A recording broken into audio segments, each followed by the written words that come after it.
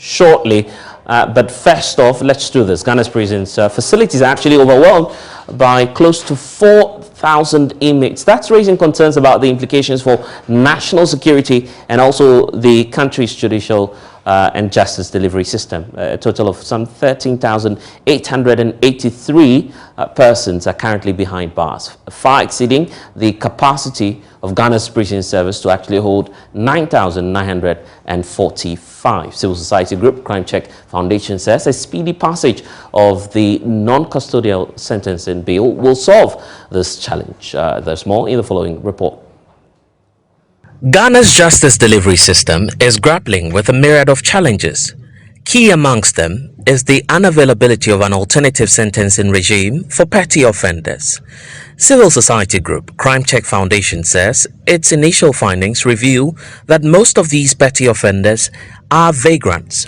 Basically, these are laws that are targeted at the homeless and other poor persons who tend to suffer disproportionately from the implementation of these laws. When justice institutions and the rest of us are guided by the ruling against vagrancy laws, it will ensure that poor and voiceless citizens are protected by institutions in social protection in order to reduce human rights abuses, fines, and imprisonments of offenders. For now, prosecution of petty offenders is guided by the existing laws, which make it difficult for poor offenders to avoid prison. There are concerns that the continuous detention of these petty offenders is contributing to congestion in the prisons. CSP Karija is Chief Public Relations Officer for the Ghana Prisons Service. That we have a total inmate population of 13,883 as against an authorized capacity of 9,945. And so if you do the arithmetics, you'll come to close to over 4,000 inmates in excess. A number of measures have been put in place to reduce the congestion. You may be well aware of the intervention by the Church of Pentecost that has come on board to provide us with five camp prisons. The Justice for All program, which first of all seeks to give justice to whom justice has been denied, because it's said that justice delayed is justice or denied, isn't it? I think that a number of things have been done, but one key thing for me, I believe will do the trick for us as a nation will be the introduction of non-custodial sentences, because we could see that the sentencing policy has a very limited scope, and therefore our judges are constrained to use those few options. And so if other options are introduced as far as in terms of non-custodial sentences, depending on the magnitude and nature of some offenses, some people may not have to do time in prison, and I think that this will go a long way in reducing the congestion in our prisons. Executive Director for Crime Check Foundation, Ibrahim Opon-Kwarteng, says a speedy passage of the non-custodial sentencing law will address this situation. Crime Check Foundation has been doing a lot of advocacy on decongestion of our prisons. Our prisons are full.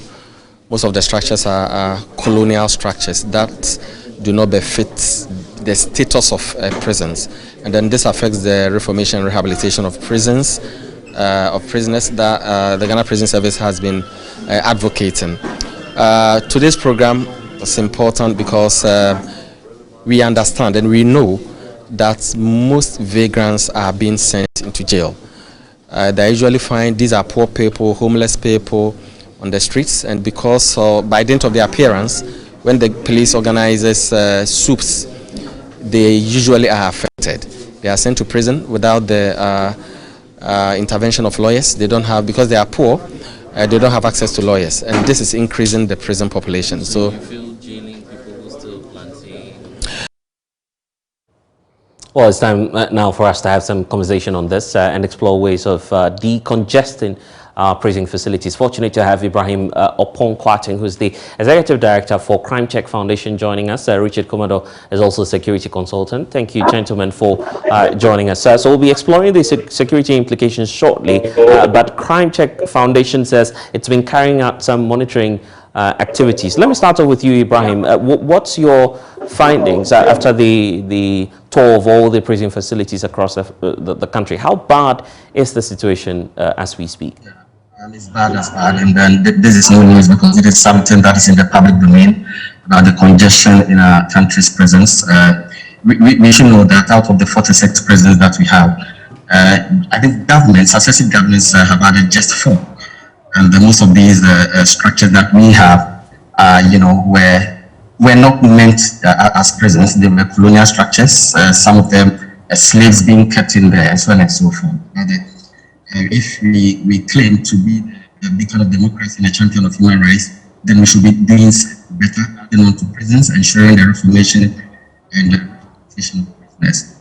Again, you also realize that most of vagrants are being in prison. These are poor people, these are homeless people, people who usually find themselves at the wrong side of the law. We are all aware of police suits.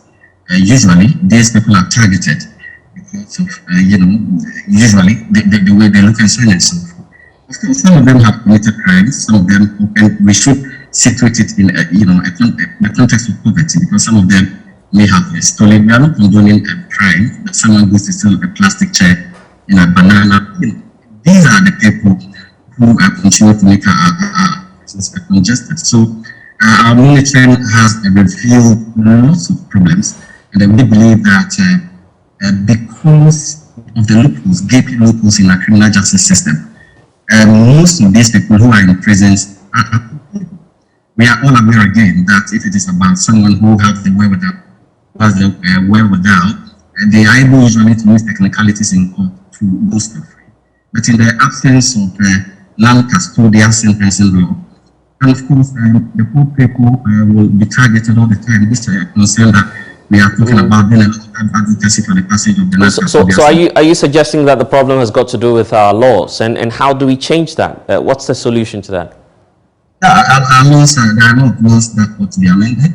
But of concern to us as an organization is the passage of the non-custodial sentencing bill into law, because it doesn't make sense. For instance, that someone goes to steal a banana, you ask the person to pay a fine of 300 Ghana cedis or 400 Ghana cedis. The person is unable to pay, so the person is given a 5-year jail term, and then we have to use our taxpayers' money to feed the person. So just look at the variables. 200, 300 Ghana cedis, the person could not pay, and then you are going to feed him for 3 full years. Just look at the cost implications. So it's important. The bill has been in Parliament for about 7 years. I know civil society is doing a lot to ensure its passage. Some of us have had audience with the Minister of Justice. Assurances have been given, but then it has been the trend with all, justice sector ministers. At the end of the day, nothing comes out of it. So we hope that the media will also be at the forefront, championing the need for the passage of the non-custodial sentencing bill into law. Right. With the non-custodial sentencing law, let me add this: the non-custodial sentencing law, these people who are making our prisons could be desalting gutters, could be sweeping the streets, could be planting for food and jobs. So what is the sense in keeping them in prison? Are you suggesting that the poor is being targeted when it comes to criminal law? Absolutely, because most of them do not have the services of lawyers. If you have a problem, I'm sure, looking at your suit and tie, you obviously would have a lawyer because you may have the connections, you could afford.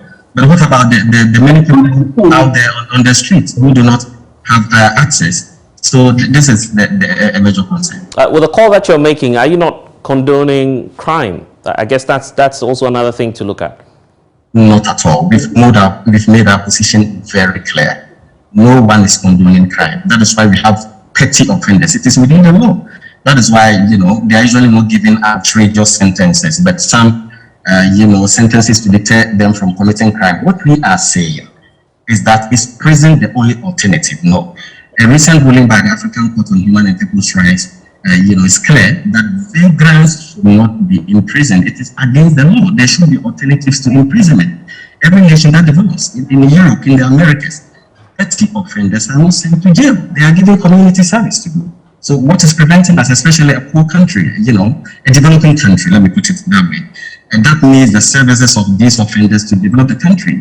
There's a lot. Look at the stench in the crowd. Look at the filth. Don't you agree with me that they could do something in the development of the country? I guess we need some solutions. Ibrahim, just hold on for us. Also joining us is Richard Kumado, a security consultant on this. Richard, you've been monitoring the situation as well.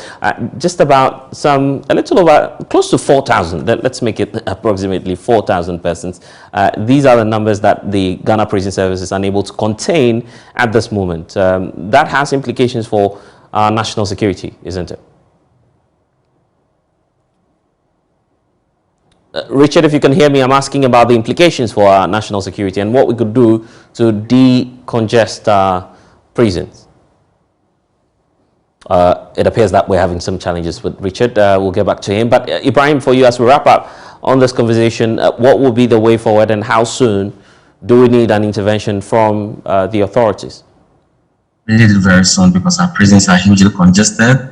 It affects our designation as a champion of human rights, as a beacon of democracy. So we will continue with the advocacy efforts to ensure that the bill is passed into law. I'm grateful, Ibrahim Opong Kwarteng. Thank you for sharing your perspective with us. There's a need for us to talk about vocational education in Ghana. We'll do all of that right after this break. Stay with us here on The Pulse.